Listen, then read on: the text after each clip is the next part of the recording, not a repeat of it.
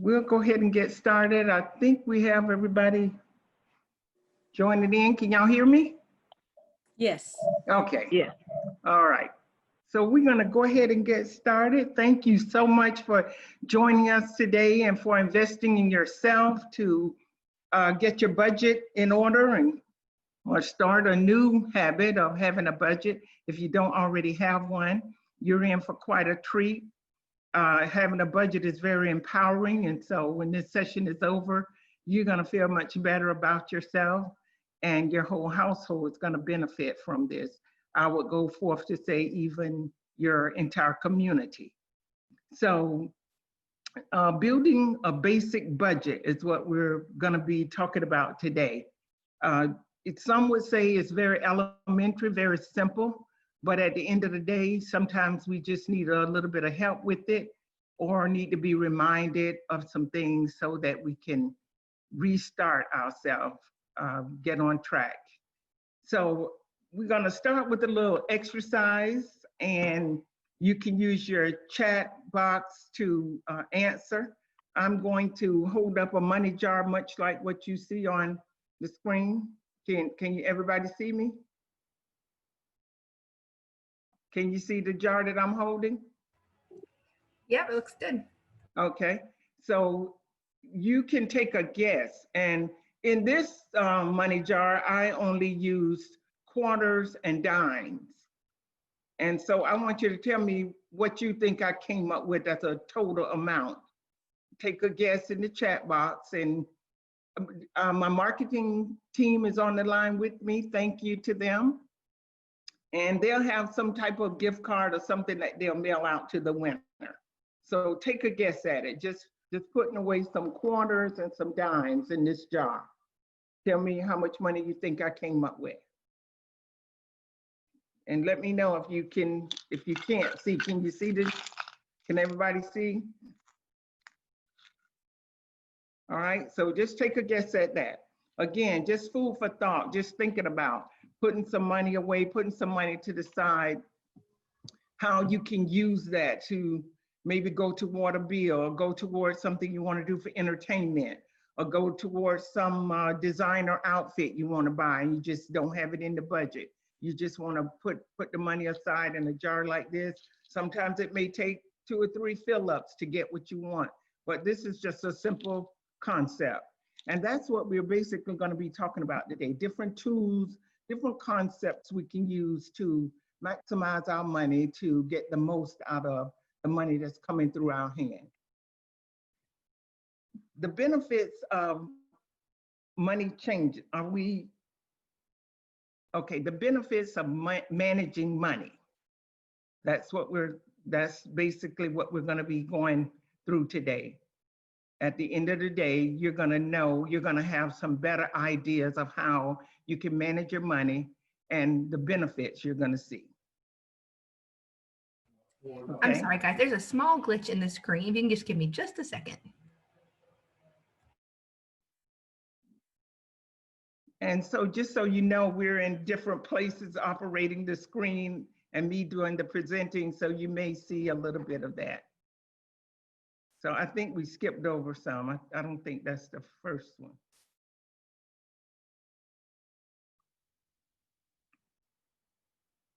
The seminar objectives.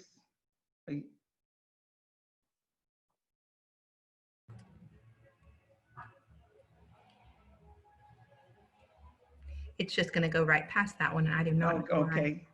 So the first screen basically was telling you the objectives of the seminar today and some of the things that we're going to be going over. So for some reason, it just wanted to jump right over that and go to some of the benefits of managing your money. So we'll just roll with it. So free up time. You can do things you enjoy when you have your money under control, when you manage your money. Less stress, which equals better health. We all know, we hear that quite a bit. Oh, that's just stress. Oh, that's stress related. Oh, you're stressed. Oh, you need to get more rest. So we know when we have money issues, when we have emergencies that come up and we don't have the money to take care of them, that's very stressful. That can mess with our health. So achieving goals, satisfaction. Again, feeling your self-esteem is heightened. You're feeling better about yourself when you're able to achieve your goals. Greater control equal peace of mind.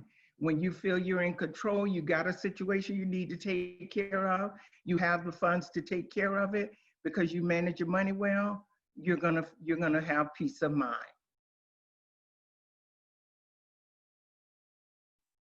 So we're going to take a moment. If you don't have a pen and paper, I'm going to give you a second to grab a pen and paper. Again, no heat, no judgment. This is all about you today. We have that 4-year-old mentality for sure. Mine, mine, mine. It's my money. It's all about me. So we're going to take a moment and just take this little quiz and just food for thought. I just want you to think about, ask yourself, do you spend more than you make? It's your answer, your paper. You put it down. Be honest with yourself, because again, when we finish, you're going to be able to come up with some solutions. Do you live beyond your means? Do you pay yourself last? Some may say, well, what does that mean? There's an age-old concept out there. Pay yourself first is the way it goes. Make sure you put some money down for savings.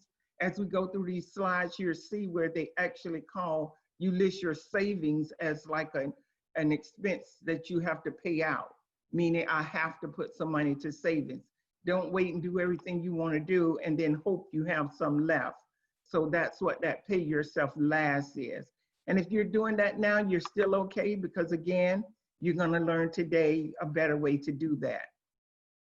Do you charge instead of saving up? Use a credit card to charge things instead of saving up and planning for it. Again, speaking of just the concept of the money jar. Do you neglect your emergency savings?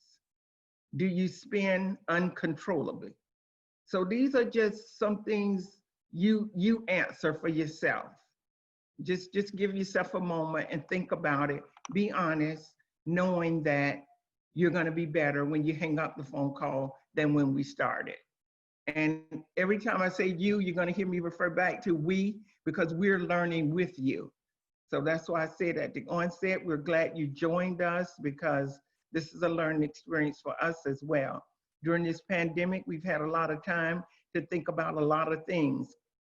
And that's the part that we're going to have to consider, the good part of it, because we're going to be able to reevaluate ourselves and do some things differently. Okay? So SMART goals is something One-to-One Financial Credit Union has been talking about and teaching over this community for 30 some odd years plus. The whole philosophy of the credit union is to promote thrift among our members and potential members, people in our community. And so when we talk about SMART goals, this is near and dear to us. Those goals need to be specific, measurable, adjustable, realistic, and time-oriented. So you need to know you can do what you're trying to do and the way that you're going to do that. Again, the pen to paper, they couldn't have, marketing did an excellent job. They couldn't have set up better examples. Get you, much like the notepad that's on there, get you a pen, put it to paper, and write down what your goals are, how you intend to reach them. Make sure they're measurable. Make sure you can make some adjustments if you have to. Be very realistic about it. And set a time. It's something to look forward to. You're going to feel good about the fact that you're able to do this. This is something we can teach our children. This is something we can do in our youthfulness. And this is something we can do even in our retirement time. So 3 types of goals we have out there. We have our short-term goals, we have our intermediate goals, and then we have our long-term goals. And they're generally based off of the timing in which we're going to do them. Short-term is usually within a 6-month period, anywhere from 12 months to 60 months. 1 to 5 years, it's intermediate, and then the long-term goal is normally a goal that you're going to do 5 years out. So you can think about your own situation and decide which type of goal you have. So we have to budget for these things. That's number one. Always, you're gonna have to have a budget. Save, and then to invest. So those are your three areas there that you're going to have and know the difference of. Key components when we start talking about a budget: the income versus your expenses. We're going to see some slides as we move forward, and I'll talk a little bit more about it when we get there. But when we start talking about income, make sure you think of every source of income that you have.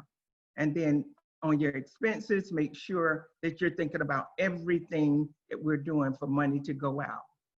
When you hear us say budget, I'm slashing it with spending plan.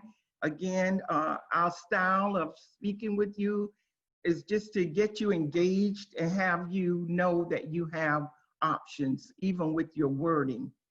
If budget works better for you, or spending plan may, but you want to have a plan. Again, you'll continue to see put the pen to paper and track some of this stuff.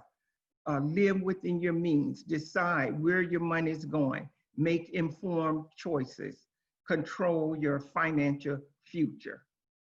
So one of the things that I think is probably one of the best kept secret in the financial education industry is tracking.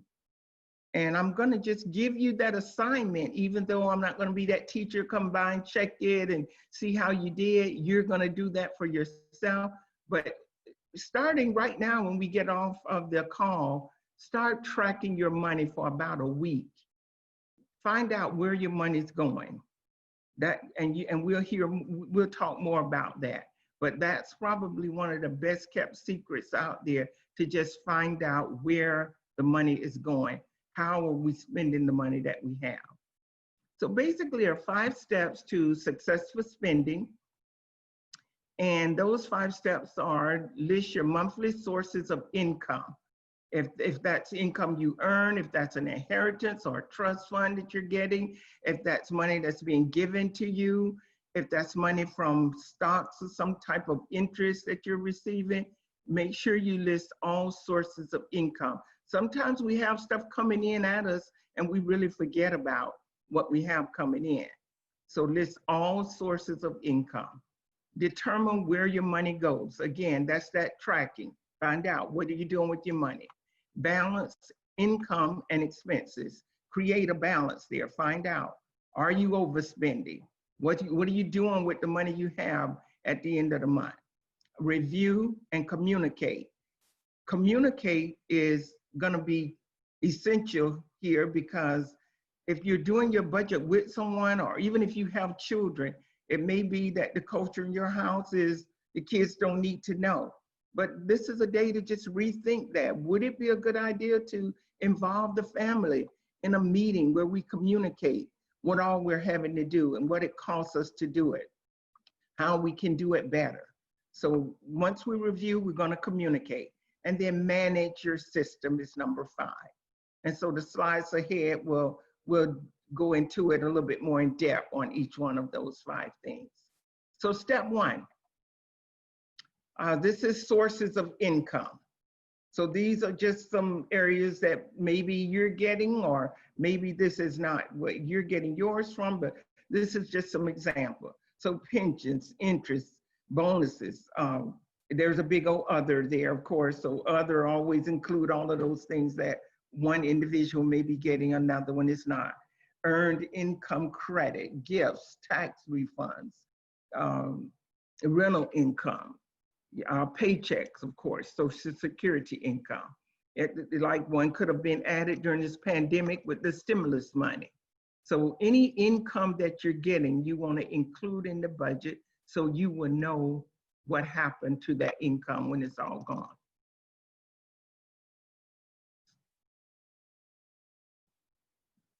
Okay, so there's basically 3 types. Megan, are the headings coming down?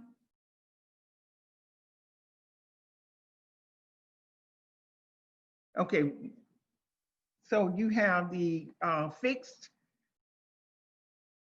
the fixed monthly bills, you have the flexible monthly bills, and then you have the ones that you have periodically. The fixed are generally going to be like your mortgage and say like a car payment. Flexible things will be like your groceries, your gas may change, your clothing. Periodically, you're going to have to pay like your taxes and insurance. So those are kind of the three categories when you're looking at expenses going out.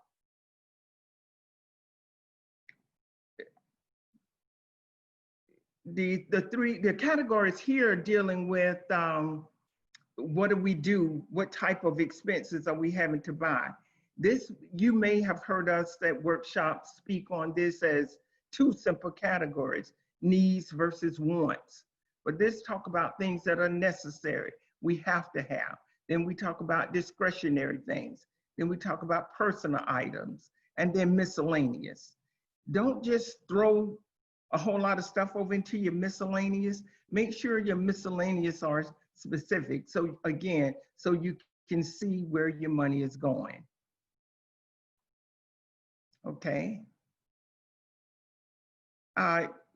If you're a person, and I would say, I'm gonna say it this way, of age, and you are used to using like a check register. Can everybody see this? This is an excellent way, and this is one I teach. If you use your debit card, every time you swipe it and you write down the amount, not only the amount to balance it, but if you write down what the transaction was for, it's a good way to just take a look back, like a photo of yourself, of where your money is going. You can use online apps. You can use envelopes. Take advantage of all resources. Again, one-to-one financial, we have these envelopes in the branch. You can use one of those. Put your receipts maybe in categories and keep up with your receipts if you're not a person going to write them down right then. But that's a form of tracking your money. So it's different methods to tracking your money. They all work. Sometimes I just teach a simple, just get a plain sheet of paper, fold it in half, fold it in half again, just basic little stuff, and use it in your purse. You put it in your pocket, leave it in the car to just track your money. What did I do today? Everything I spent money on, keep up with it. Again, this one concept worked for me both ways. The check register, because I can balance it if I'm using my debit card. If I use my credit card on something, again, I can use this, but this will work. You can even write it in there if you use your credit card. You just don't have to balance it out of your numbers. So these concepts really work for you to know where your money went. Okay, number 2, determine where your money goes. So we're gonna be talking, you're gonna hear a lot about that because there is a lot of money just leaking away. We have no idea where you run into people have a very good salary, they have good streams of income coming in other than their income from work, and they still always feel like they're living in life. They don't have anything. So we need to know where that money's going. What are we spending it on? What's happening with that money?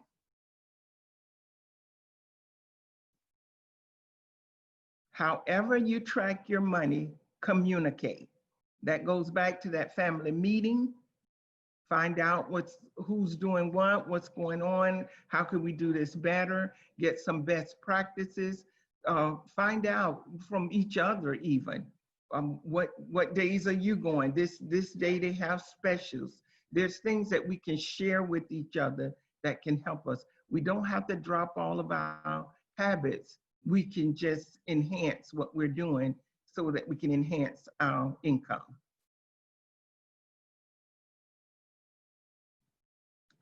Step 3, and again, I love the scales example. We're all about that balance approach.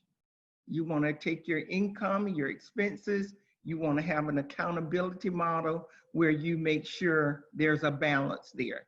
You don't want to wake up that day saying, when do I happen to all my money?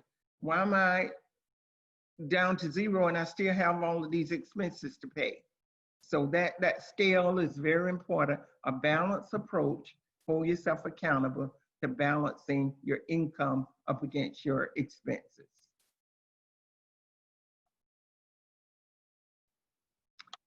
Okay, so money going out, food, housing, transportation, taxes, insurance, utilities, clothing, gifts, education, recreation. We know the list goes on and on. Again, savings should be on that list. Money coming in from salaries, gifts, interest, alimony, child support, capital gains, dividends, sales of investments. And you may have your own list of where your cash is coming in from, but have some type of cash flow statement. Be your own best CFO. So you're the chief financial officer of what's coming through your hands, and you want to make sure you do a good job on that. This is saying for a year time, where did your money go? Month to month is about all I can handle. If I look at it in the big scheme like this, I feel like I missed my opportunity to fix it, but I do love the example. But just as long as we do something, put a pen to paper, put down what's going out, what came in, and how it went out, income versus expenses.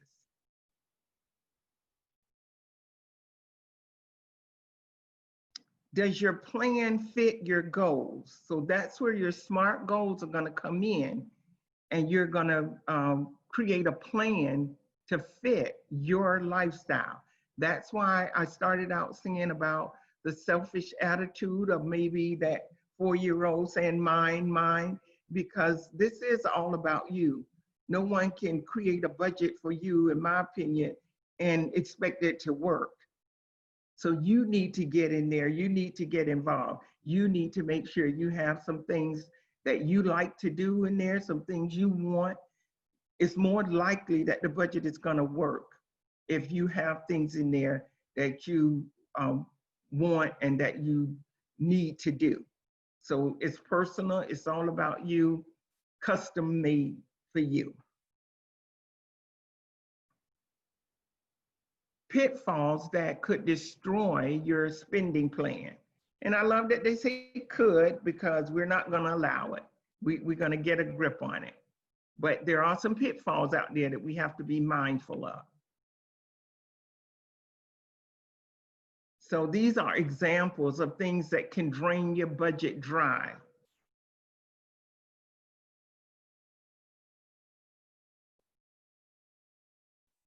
So again, the examples are real. You know that leaky faucet, you know how it can just cost us a lot of money at the end of the day. We're not even thinking about it. It just seems like a little drip, but it really can cost us a lot of money. Well, leaks in your budget are pretty much the same.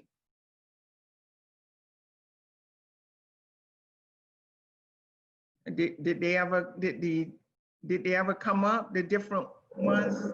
Can we go back? Underneath, they aren't. They go to the next screen. Oh, it don't list them out?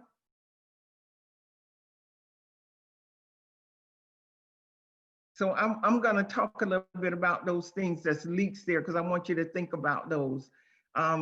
Impulse shopping is like number one. Each one of these little drips represented some different things. Impulse shopping was huge. They say it's the number one thing that causes us to not be able to balance a budget, because we don't have a spending plan or an amount set that we can spend. We go out and emotions take over, and we do a lot of shopping that perhaps we don't need or we regret later. Maybe we wanted to get a gift, but we didn't have to get a gift for that amount.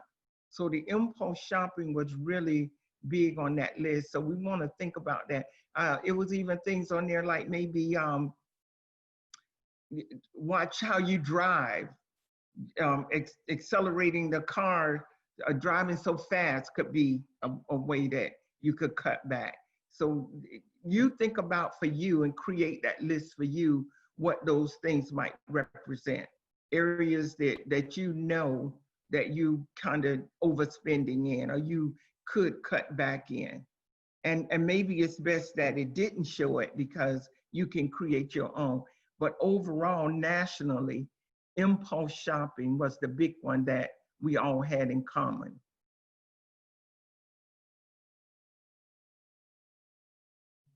So practical money savings tips, using credit wisely, pay your debt down, refinance, bundle your insurance, shop around. And I just want to spend just a couple of minutes on this because if you're on the line with us today and you're not that person that's debt-free yet, or you're not that person that has the budget intact where you can budget and pay for everything you need or would like to do, I just want this to be a reminder to you that we are still lending. We are able to work with you for a loan if that's what you need or desire at this time. You can reach us through the contact center. You can call us and schedule an appointment with one of our associates at the branch, or you can apply online. So using credit wisely can be a way to budget. You can budget for the payment until you're able to budget and save to pay for something. So I do want to get that out there. We're not all there yet, still striving to be debt-free maybe, but if that is something you need, consider one-to-one financial. That's something we're still doing. We're lending, we have money to lend you. We can work with you on a loan. Refinance. If you have, say, an auto loan finance somewhere now and you feel like it's not the best situation for you and you need to talk with one of our associates at the branch about refinancing it, feel free to think that is part of doing your budget, to take a look at what you have and see if redoing that or taking that somewhere where it would be best for you or better for you. That's part of doing a budget. That's part of money saving tips. Okay.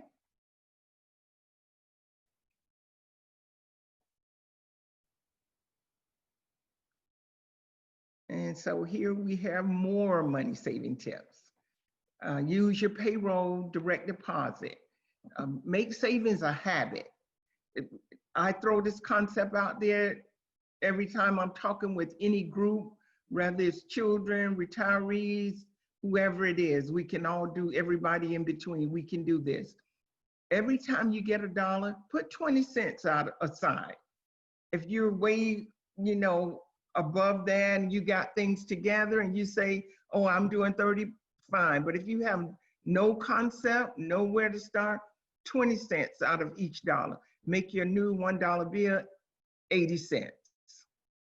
Put 20 cents aside. You'd be surprised how quickly money will add up.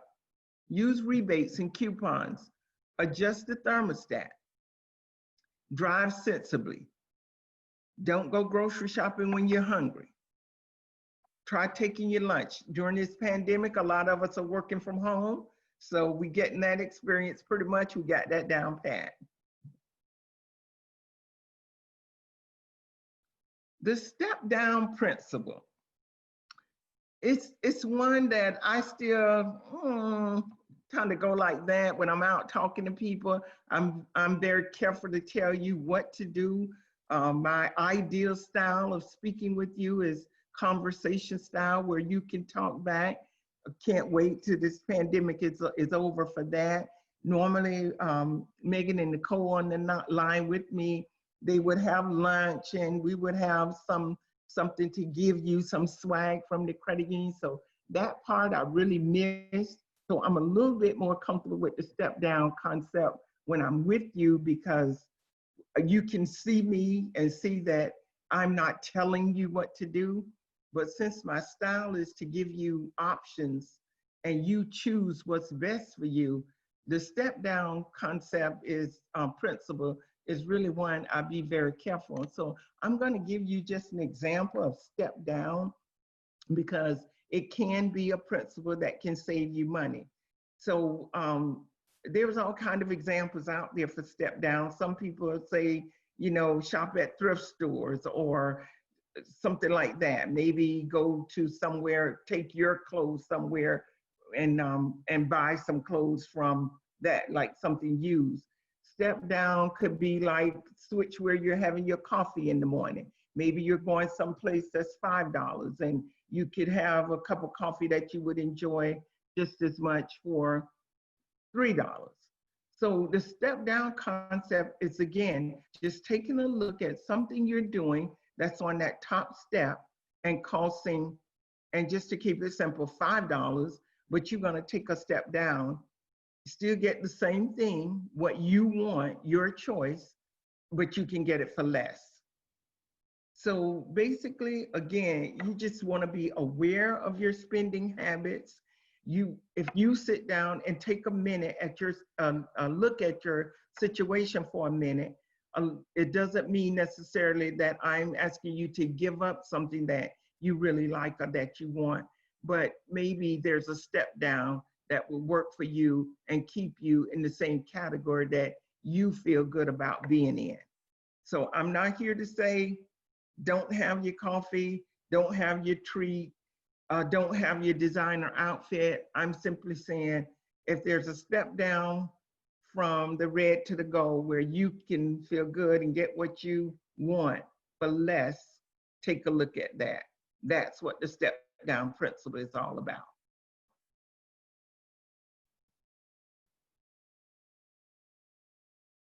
So again, the 5 steps we went over, we're talking about tracking expenses regularly.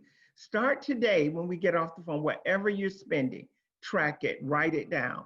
Just about every type of counseling around our community use it. If it's weight loss, they ask you to track what you eat. Drug rehab, they ask you to track what you're doing, what's going on with you. They want tracking. So tracking with financial, very effective. Again, I'm not sure why it's a best kept secret. Put a pen to paper, track what you're doing. Pay your bills regularly, pay on time. The money that we're paying out for late fees, that's money should be in our account, not in somewhere in some fee account. We appreciate it, but we don't want your money like that. We want you to have that money with you. So pay your bills regularly, pay as agreed, pay on time. Balance your checkbook regularly. Like I say, use that check register as a way to know where your money is going out and also to balance what money you have left. Review your goals annually or after major life changes. The purpose of reviewing your goals is to decide if you need to adjust your goals. So review them annually. We have different seasons of life, different things that we're going through, experiences that causes us to want to shift things and do things different. So review them regularly and be willing, be open to be flexible to making changes. Does spending fit your goal? You want to make sure your plan fits your goals. And lastly, I want you to decide that you are actually going to develop your personal action plan now. The now is very important. Don't put it off. Get your pen, put it in paper, come up with you an action plan for how your money is going to go out. You work hard for it, you earned it. If it's being given to you, someone worked hard for it. If you're retired, you've already worked hard for it. Put a pen to paper and decide what's the best look for you with that money going out. Find out where the leaks are. That's going to save you money right there. Find out where and admit it to yourself, whatever they are. We're all okay because we all have some, and we're going to do that in private anyway with whoever we're doing our budget with. Set smart financial goals, track your spending. Again, that's the one takeaway today. That's the homework. That's what we know we can do right now when we hang up the phone. Start tracking the money. Create the spending plan, audit the process and adjust your goals. Review your spending plan annually.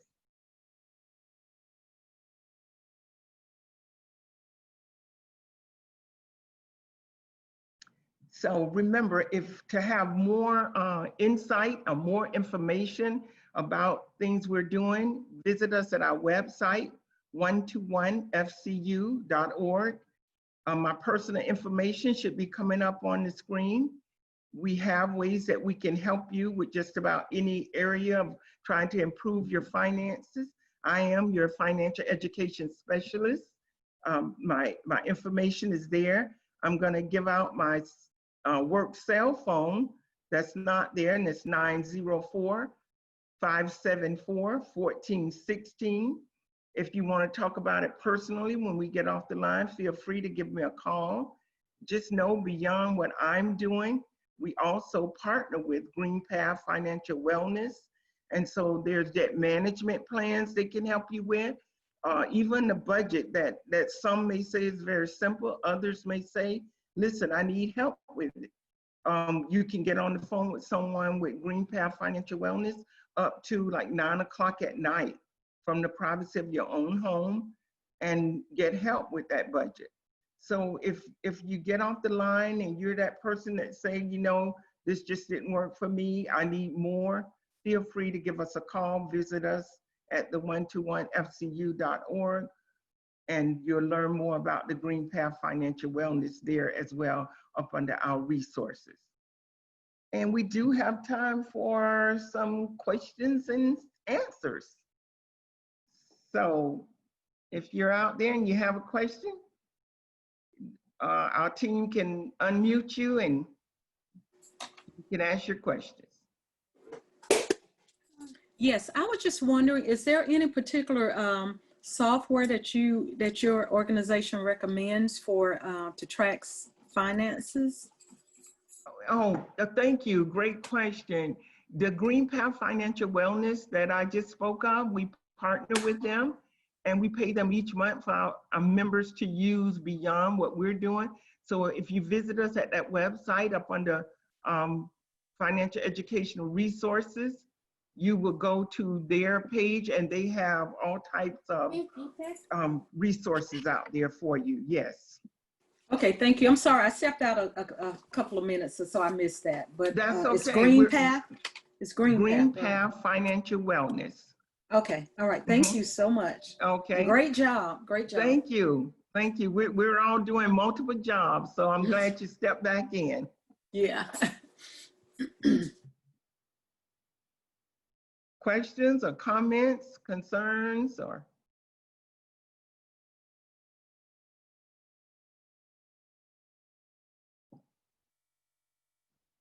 Well, we really appreciate you all joining us. We hope that you're safe and well in this pandemic and continuing to take care of yourself. Continue to visit us at our website because we're going to continue to do these types of educational, I call them moments. Again, much of it is stuff that you already know. It's just a reminder and a way that we can regroup and rethink what we're doing and see if we can do it a bit better. We're having a shred day. We're going to be looking into having the holiday loan again. So we have a lot going on that we can assist you with what all you're trying to do for yourself personally. So stay in touch, continue to visit our website, stay with us and see what's going on, see how we can help you. Feel free to give me a call or contact me by email or text if you just was that shy person that didn't ask your question on the line. Okay, thank you very much. Everyone have a great day. Thank you. You too. Bye, everyone. Bye-bye. Thanks, Megan and Nicole.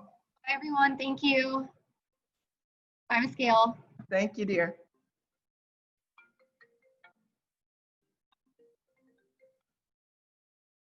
Gail Lewis with 121 Financial.